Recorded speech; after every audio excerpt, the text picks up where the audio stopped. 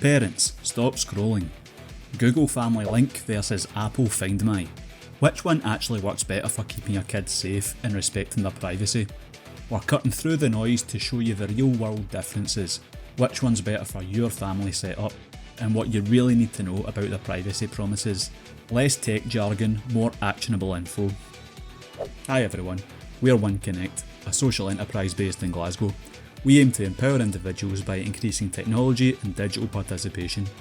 Part of the profits from our organisation go towards running free IT classes and befriending events in the community. Today, we're jumping straight into the burning question for parents: Google Family Link or Apple Find My? Which one is the right guardian for your kids in the digital age? It's not just about finding a lost phone, it's about safety, privacy, and frankly, which one's less of a headache for your family?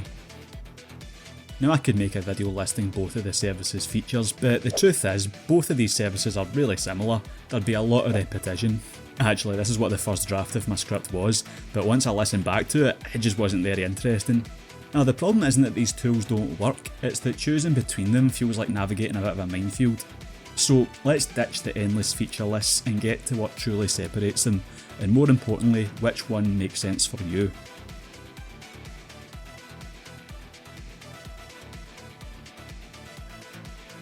The biggest and most immediate difference: what kind of phones does everyone in your house use?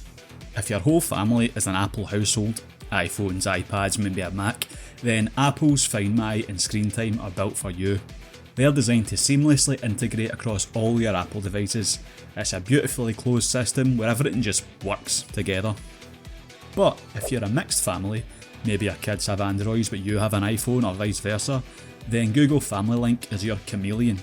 You, the parent, can manage your child's Android phone or their Chromebook even if you're using an iPhone. Google services are inherently more cross-platform. This flexibility is a huge deal for a lot of families. Now, let's talk privacy. This isn't just tech speak, it's about who owns your family's data. Apple's approach with Find My is simple: minimalism and encryption. Your child's location isn't stored on Apple servers in a way that they could easily access or identify. It's end-to-end encrypted, shared directly and securely between family members. Think of it like a secret handshake only your family knows. For many, this privacy by design is the gold standard for protecting sensitive data, especially for kids. They emphasise that they don't know where your devices are. Google, on the other hand, operates on a data for services model. Family Link does collect data about your child's device activity, location and app usage. Google states that this is to improve their services and personalised content, though they promise no personalised ads for kids under 13. This data is stored on their servers. While being encrypted and managed with parental controls, it's part of their vast data ecosystem. If the idea of a company holding any more data than is absolutely necessary about your child makes you uneasy, this is a key differentiator. So, if data minimisation is your top priority, Apple usually wins. If you're comfortable with Google's broader data collection in exchange for their services and robust controls, then it's a non-issue. If you want personal help with this kind of thing, head over to the One Connect website. Over there, you can discover more expert tips and in-depth tutorials. Do you need help boosting your digital skills or growing your online business? Get in touch with our team for personalised support. Check our website in the description below.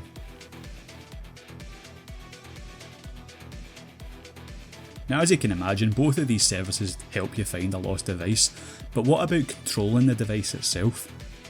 With Google, this is where they shine for hands-on parents. You get incredibly granular control about what your child does on their phone.